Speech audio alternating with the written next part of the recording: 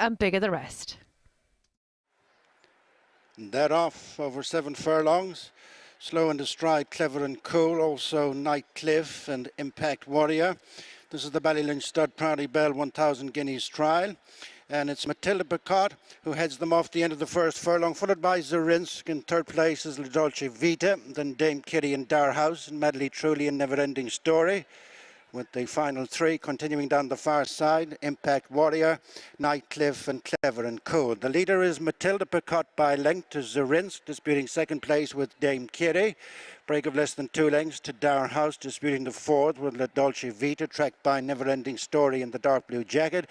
2 lengths then to Madly Truly, who's in between Impact Warrior and Clever and Cool, with Nightcliff the back marker. Coming up to the halfway stage, and Zarinsk pokes up in between horses to just lead. Matilda Picot, the yellow cap on the inside of Dame Kitty, followed for home by Darhouse, and followed by La Dolce Vita, tracked in by Never Ending Story with the final four. Impact Warrior, Clever and Cool, Madly Truly's lost ground with the back marker continuing to be Nightcliff. They straighten up at the 2, and it's Zarinsk in the middle of the track. Keeping to the running rail is Matilda Picot, being followed by Dame Kitty. Never Ending Story makes headway in the centre, followed by Darhouse. They race to the final furlong. In the lead is Matilda Picot from Never Ending Story on the outside. They're followed by Zarinsk, and Dame Kitty is next, and Matilda Picot is cut back by Never Ending Story, and it's Never Ending Story who's set to win a second Group 3 over course and distance on seasonal debut. Second will go to Matilda Picot, with a wave of them involved for the third place.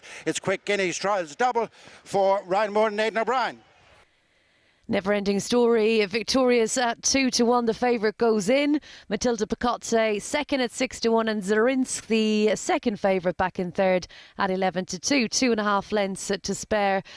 And the chase was on. It was Matilda Picot who led them, but in the end appeared to be a sitting duck with Never Ending Story. Ryan Moore just sort of sitting mid-division, kind of biding his time. He sort of picked them away. A real brave effort from Matilda Picot, but a brilliant seasonal debut from this filly by De Bowie. And Aidan O'Brien takes the 2 classic trials.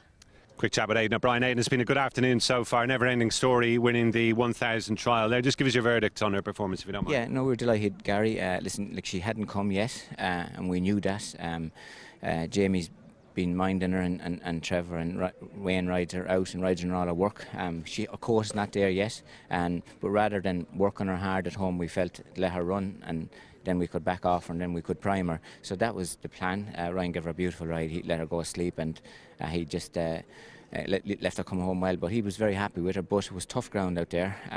So hopefully she'll go into one of the Guineas now, and we think there's every chance that she will even get further than a mile, could get a mile and a quarter well. Is your good feeling that it might be the Curragh rather than Newmark, and Meditate looking at this stage of number one? Yes, exactly. Might come too quick for her. Meditate is on target for Newmarket at the moment, unless things change. And like this time of the year, fillies a lot of stuff can happen in a week, you know. And Aidan, Hans Anderson earlier on in the afternoon, did he do everything you hoped he would? Yes, very happy. We obviously were trying to split up the horses. We felt a 7 was plenty short for him.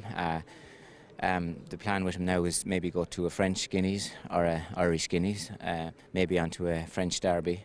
But we always felt that he was going to be very happy to go to a mile and further. But we were delighted with him today. He relaxed and he quickened very well in that ground. So like say Carum rides her and Andrew's in charge of him. So Anatoly led him up. So no, they're very, very happy with him, you know. So Davey led him up, sorry. Very, very happy with him.